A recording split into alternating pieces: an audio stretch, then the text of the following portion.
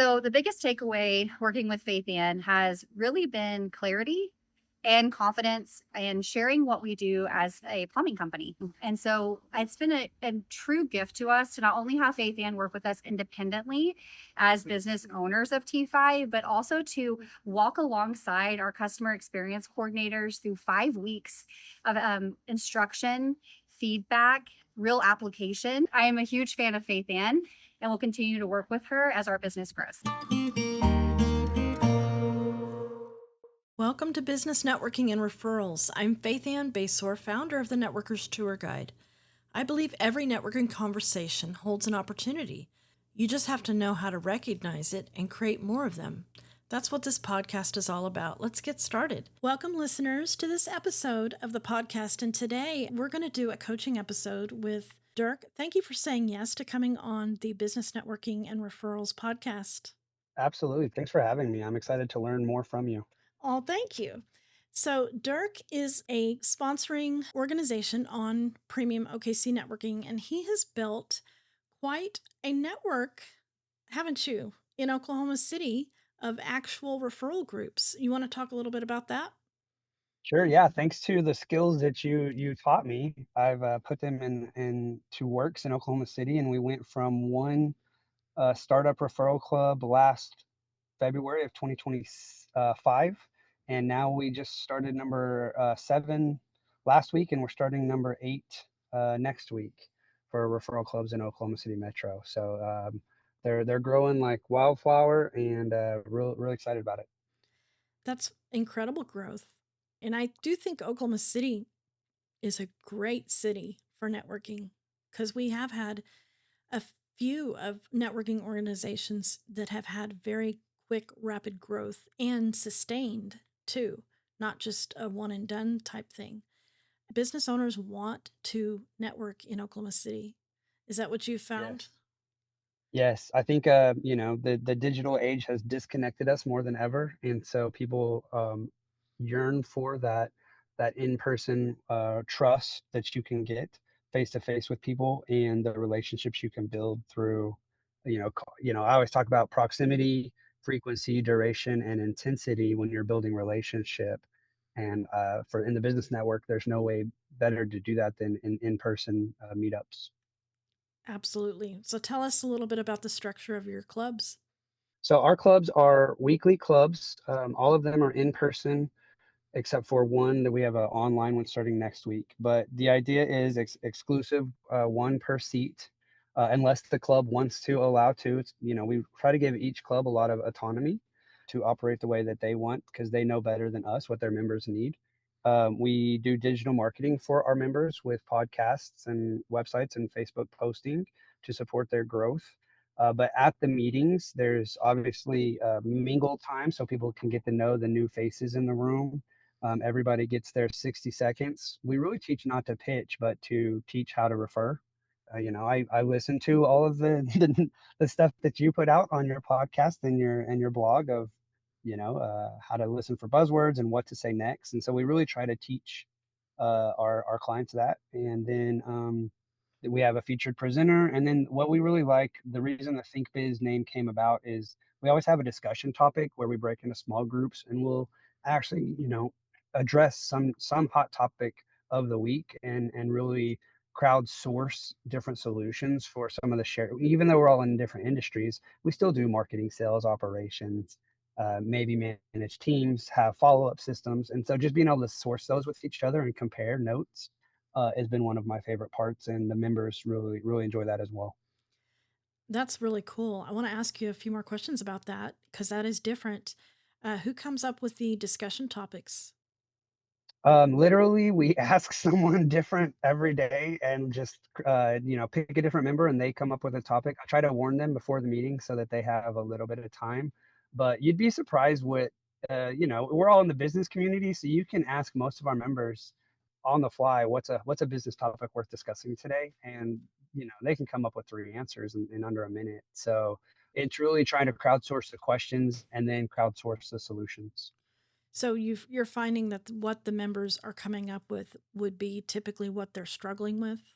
Yes, I would say, 60% of the time, they really come up with a thing that they want help with. Sometimes, I mean, we're all most of the room is salespeople, so they will sometimes, tee themselves up, I guess, with a question that they want to answer. Oh, okay. And that's fine too, because then you hear some great stuff. So that's not a strike against them. I think both of those are great, and we really enjoy the time and really do find out a lot of good information. I take notes during that section myself, probably more than any other piece of the meeting. That's really cool. So this is what I tell all of my calendar organization organizers in premium. I tell them that we have stories to tell, and we have stories of how our networking organizations have impacted lives. And I don't think we tell those stories enough. So when I hear, even on Premium OKC Networking exclusive calls, which Dirk, you need to come on one. I've had a few. I want you to come to the next one, but I'm very aware when I hear, oh, I need to connect with you.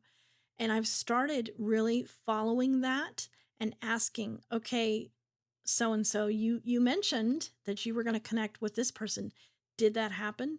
Because I want the trail, because what I Mm, want is to be able to tell the story in a week, in 2 weeks, in 3 weeks. Yeah, now we have a working business relationship because we were both on the call on Faith Ann's Premium OKC networking call together. So we talk generally, oh, come and connect with other business owners. What I want you to start thinking about, even before we get into the pitch, is how can you tell the stories of what's actually happening? And that does take some intentional asking. You need to be asking your members regularly. The ones that are like you always know your members, right? That are like your diehard fans, like the ones that are there every time. They're never late. They never miss. Start asking them, okay, tell me about been what you've noticed about the club. How much business are you getting? What other impact is being made? And I like the word impact because that covers everything, not necessarily just business. yeah, yeah, that's beautiful. And then taking it to the level of being able to teach other people to do it, is a key characteristic as well. Yeah. Okay, so what we've decided we're going to do, Dirk, you have a couple of other businesses, and we decided that we're going to focus on the ThinkBiz clubs for an actual pitch because, we have to pitch our own clubs too. I mean, our own Right. networking organizations. And I love when you said, we teach the members not to pitch, but to educate on what a good referral would be. So we're going to take that approach. We want to educate those people in the room what a good referral for you would be, and what we want to narrow down the kind of person that we would make a good member, because you can correct me if I'm wrong, but the industry exclusive clubs, it does take a certain kind of person that's going to be successful in those clubs, right? Sure. Yes. Yeah. We talk about this all the time. We want a quality club more than a quantity club. And Hmm. so we're always looking for ideal members and letting it, we could have one good referral partner is better than 10 bad ones. For sure. Okay, well, we're going to start with your name of your business, and you always stand up and say it very clearly. And when I have clients who have more than one business, I tell them you can have a star and a supporting actor. You can't have a star-studded cast. So Mm, think of your favorite movie, maybe star-studded. Well, your pitch has got one star. So right. the way we say that, the way we talk about that is you can say, most of you may know me as Dirk with Revenite, and I also own ThinkBiz clubs or ThinkBiz referral clubs. So, and you don't say but, you say and. So most of you may know me as, if you want that other business to be like a supporting character, you say that, and then you say, and I also, and then you say what your star is going to be. I love that. Okay, I love that. That way people don't get the confusion of, wait, do you still do that other thing? exactly. And it lets them know, elephant in the room, and then let's focus on this thing now. I love that. Yeah. People don't like to. they don't like to think that they aren't in the know. And so it avoids that, oh, he's doing something totally different and he didn't even tell me. You avoid all Oh that. yeah. Yeah. Yep. Okay, then we need a testimonial. And my favorite word to start a testimonial is recently, because we're talking about relevancy and credibility. So your testimonial establishes relevancy and credibility. So back to what I was talking about the impact that your club has made. So do you happen to have, do you happen to know about somebody recently who told you, oh, thank you so much for inviting me to this club because I connected with so and now, do you have a testimonial of your club and the impact it's made? I do, yes. Okay, so tell me a little bit about that. In a lot of our clubs, one of the main ones is our realtors and our lenders form deep relationships and start trading referrals. A lot of times there's a home insurance agent in that trio. And then I would say the fourth one to kind of latch on to that is a home inspector. And so those four uh, in a lot of our clubs are trading a lot of business and working a lot of deals together. We've even had some partnerships start doing webinars together or doing open houses together, like really starting to co-brand as time goes on. But as far as initial goes, just people getting some real quick hit clients or referrals just from visiting has also been great. And so I think when I'm out in the wild talking about the clubs, it's always talking about the power of just the visit, not even worry about the member. I don't know uh, who's going to get business as a member, but I know that we can give them value for the visit. And so that's what I try to teach when I'm out in the wild. So I think that about coming and getting referrals just for visiting would be one of the things I would want to testimonial for. And the one I think of last week was I had a knock on my door for a lawn company and invited them to a club. They ended up coming to visit two or three of our clubs, and I think just out of each visit they got a referral. So whether they join or not, that's not I don't know what's best for them and their daily life, but I know that coming to visit got them referrals. That's perfect. So you say something like recently, a lawn care company approached me in my home to do my lawn, and I invited them to my ThinkBiz club, and they ended up visiting not only just one, but several, and ended up leaving from their visit with referrals, with real jobs. So I would even say that phrase, I would say with referrals, and then pause a little bit and say with real jobs. Because that's Hmm. like, oh, I can visit and maybe walk away with a job. Right. Okay, Yeah. so that's the testimonial. It's as simple as that. It's like two sentences, but it Okay. establishes credibility, it establishes relevance.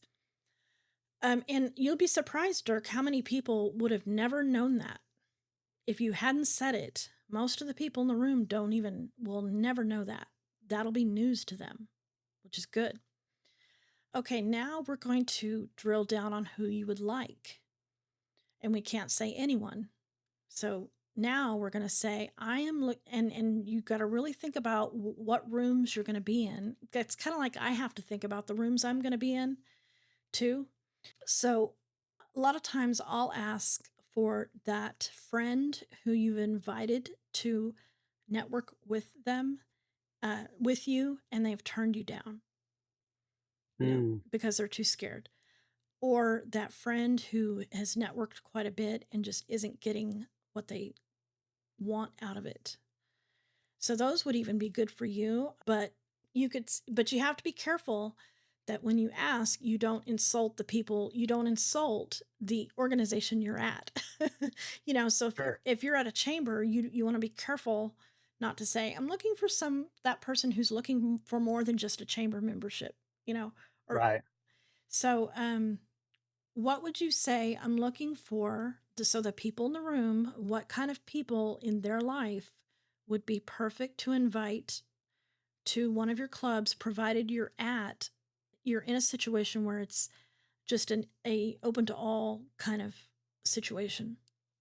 Sure. Yeah, I've definitely been in that. I do a lot of open networking and always talk about how we think people should do both. Just like in closed networking events, I tell people, hey, you should also do open networking events. Like, don't just stick with this club. Let's keep growing networks together. And so yes, for for getting people from an open networking where they see random people and it's not exclusive into a closed environment, for me the main pain point is removing the competition and getting to where you see people, the same people weekly, so you get a deeper relationship. And so I think my target market in an open environment is to get people that are yearning for that closed environment where they're getting real referral partners, not just acquaintances. And then doing that in a light way where we're not insulting the room Right. or the host. Absolutely. Yeah, that's going to be the trick. So maybe it's I'm looking for the business owner who does do some networking and wants to have a core group of referral partners that they Ooh. see every week. I think that's pretty safe. Yeah, And I and love that core group because it doesn't exclude the ability to have others. yeah. And then you're going to say they're going to be saying things like I want more than just acquaintances to pass referrals to. Now, see how that to pass referrals to? If that's going to pique someone's interest, then you've got the right kind of person because they're thinking about outside, like they're thinking about giving, not just receiving. I Right. think I think the receiving is going to be implied. You don't have to say the receiving. You can just say wants the deeper relationship or that core group of referral partners. They're going to be saying things like, I want more than acquaintances to pass referrals to and to form relationships with.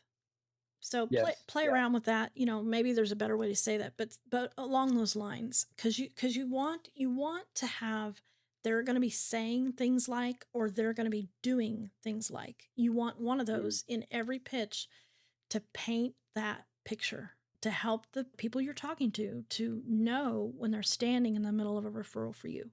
okay.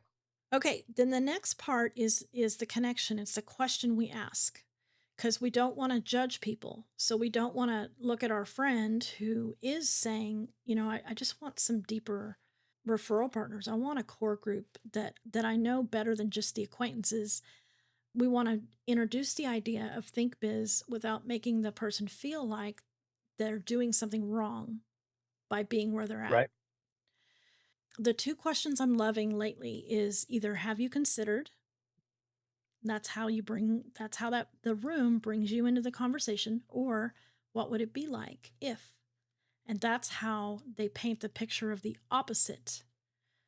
So if the pain point is I want more than just acquaintances, you say what would it be like if you Okay. had people that knew you well and knew exactly how to pass you referrals and you knew what they were looking for in a referral. Yes.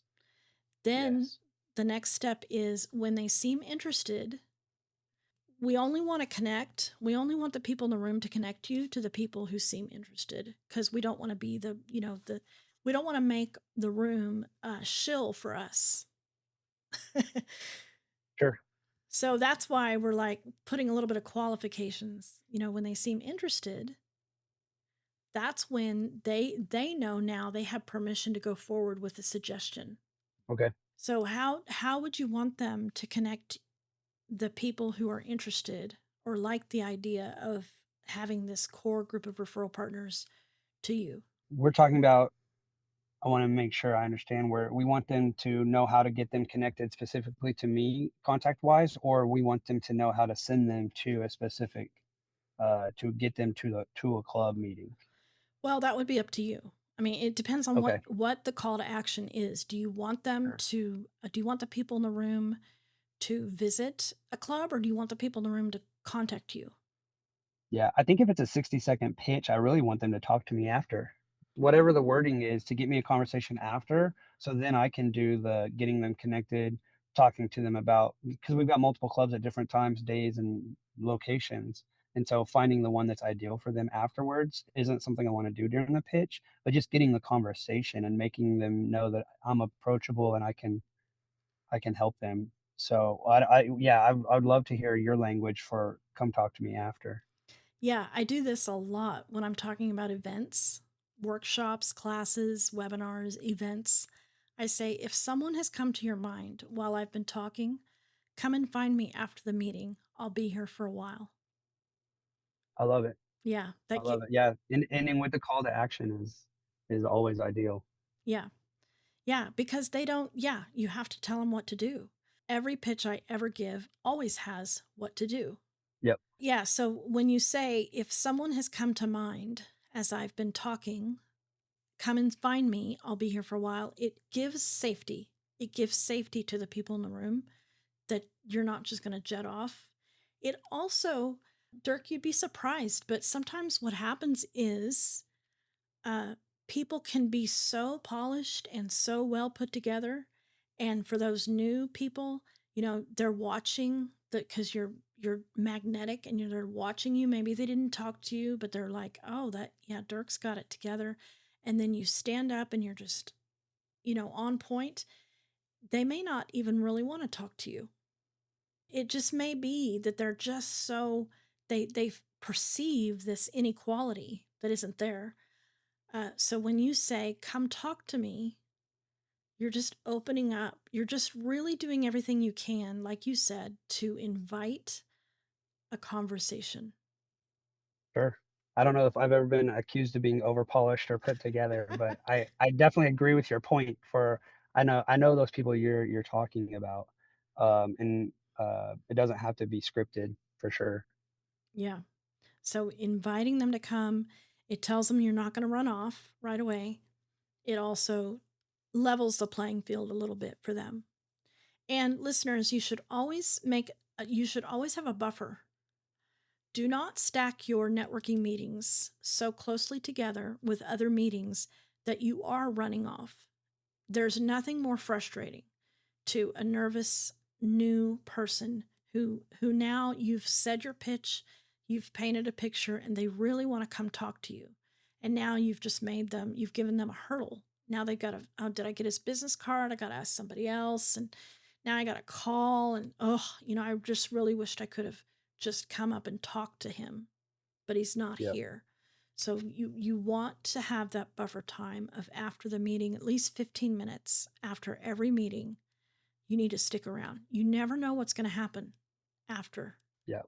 One of my hair pull out moments with people I'm training, if they went to a meeting with a live person and got contact information to call them afterwards to set up an appointment when they could have just set the appointment, set the one-to-one up, whatever it was, like, don't be afraid to ask the girl to dance. And so, yes, we always tell people, be the first one there, be a greeter, be the last one to leave, tell everybody bye so you've seen everybody twice. But yeah, setting up the one-to-ones before you leave makes way more sense than exchanging contact information. Right. Yeah. And when you get out your phone and you look at it, then that person's going to get out their phone. They're going to look at it and they're Yep. just going to follow your lead. And that's why I always talk about confidence. Like I want to give people all the confidence they can to show up as their best selves in the room, because you'll be a natural leader.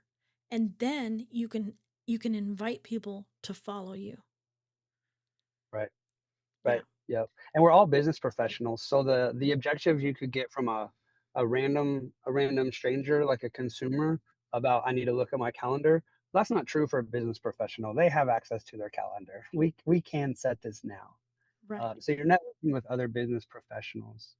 And if they don't have access to their calendar, then they're probably not a good referral partner for you anyway. Because how can they set appointments for you if they can't?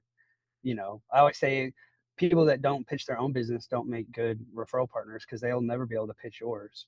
Right. Yeah. If they don't want to meet with you, that's going to be one of the excuses is, well, I don't have my calendar with me, or, yeah, yeah, we'll do it when we get back to the office. And so one of the things that you can be training your people too, if you're training them how to network, is to set those expectations and just kind of expect that maybe at one out of every five is going to be one of those flakes, and it's Yeah. just par for the course. A person serious will set the appointment right there. Yes. Yep. Absolutely.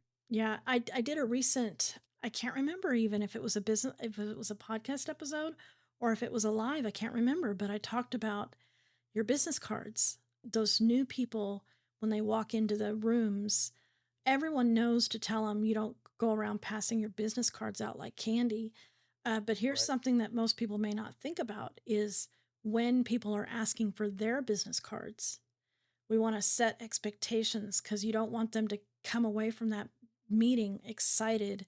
Oh, I 8 people asked me for my business card. Yeah, well, when in the Right. conversation did they ask you? That's the key. Right. If they're just walking around to everybody asking for business cards, then they have no interest in a real relationship. They just want, they're going to put your email in a database and then they're going to start emailing you. you know, Yep. Yep. No, I want to get business cards. I always say if you set an appointment, that's one appointment, one for one. If you get 10 people's information, then you can call them afterwards and set one appointment. So that's a 10 to 1. But if you're just giving out your information, we look at that as 100 to 1 mm, as far as getting, if they don't even give you their information, there's very little chance we get to an appointment and a referral partnership. yeah. Well, I think just to recap for listeners who may have never heard what a pitch breakdown for me anyway sounds like, and what I coach clients is we start with our name of our business. And again, we're going to, if you have more than one business, you make one the star and one the supporting actor for credibility and continued rapport building. Then you do a short testimonial that helps the room understand that you're relevant and that you're credible. Then you pick a very specific person to ask for. Like, I'm looking for the introduction to the business, your business friend who, and what are they specifically doing? What are they saying? And then we give them the question to ask so that you're not making your people shill for you, but you're actually giving them a curiosity driving question. And then we tell them what we want them to do. Like, once you've found my referral, and they're agreeable to hearing more about me, what do you do then? Because not everybody has the same request, and so we won't know. They don't know unless you tell them, and then you finish with your name and name of your business. And I just got done with a pitch session, and this is what I told that client. You repeat your name and name of your business because as you're painting a very clear picture of who you're looking for, you're going to be picking people up along the way. So the people who were listening to you only moderately at the beginning may really be listening now. So now when you repeat your name, you make it easier for them to, oh, okay, yeah. You're just bookending very nicely with the most important information really that people need to know is your name. So making you more Yeah. approachable. Dirk, you've networked, you've got clubs. What kind of advice would you have for maybe someone who's just started their business 6 months to a year and they've decided they're going to try and market themselves through networking? What tips do you have for them? Honestly, I think finding mentors, and so yeah, just for a disclosure, Faithann is not paying me to say this, but finding sources of professional networkers with real tips. I always say don't take financial advice from your cousin just because, or relationship advice from your aunt, unless they're relationship and financial people. And so the same thing with networking is get a mentor, get a guide to help you through the networking. I was very lucky early moving back to Oklahoma City that Faithann snatched me up at a BNI and said, "Hey, we're going to go to coffee together, and I'm going to teach you how to network." That's not what you said, but that's what happened, and I'm so grateful. And so I think that getting people that can advise you on how to network is going to be the main tip, and then that way you get 1,000 tips. Thank you very much for the kind words. And you've Yep. really shown yourself to be a great networker. Okay, now the last question I ask every guest, and you can answer this as owner of the Think Biz Clubs, or you can answer it as Revenite, however you want to answer it.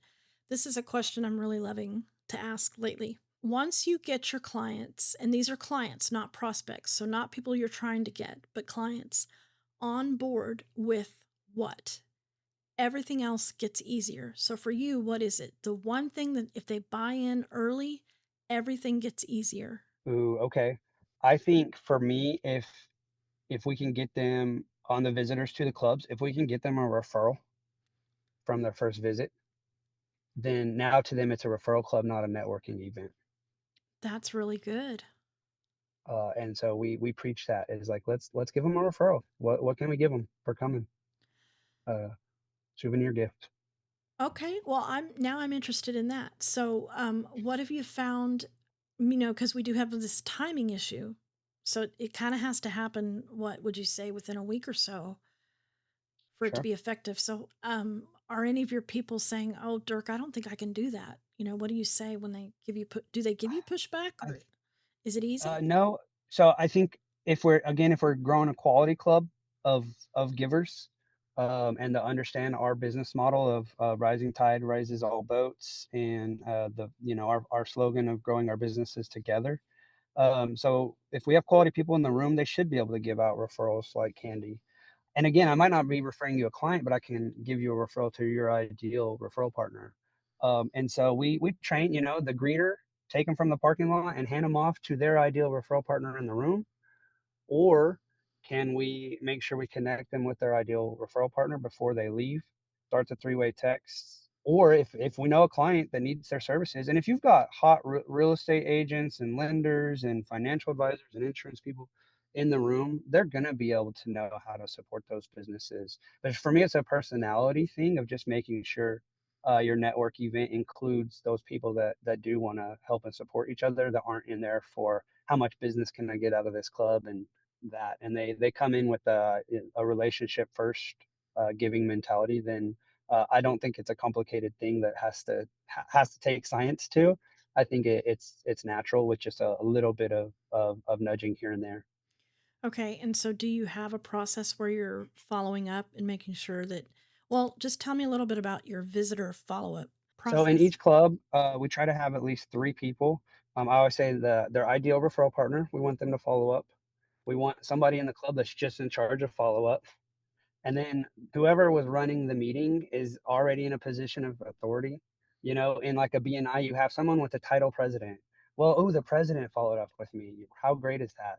And then for my club, I try to follow up with visitors from all of the clubs and just see, again, it's not a pressure to join call. It's a thank you for coming. Any feedback?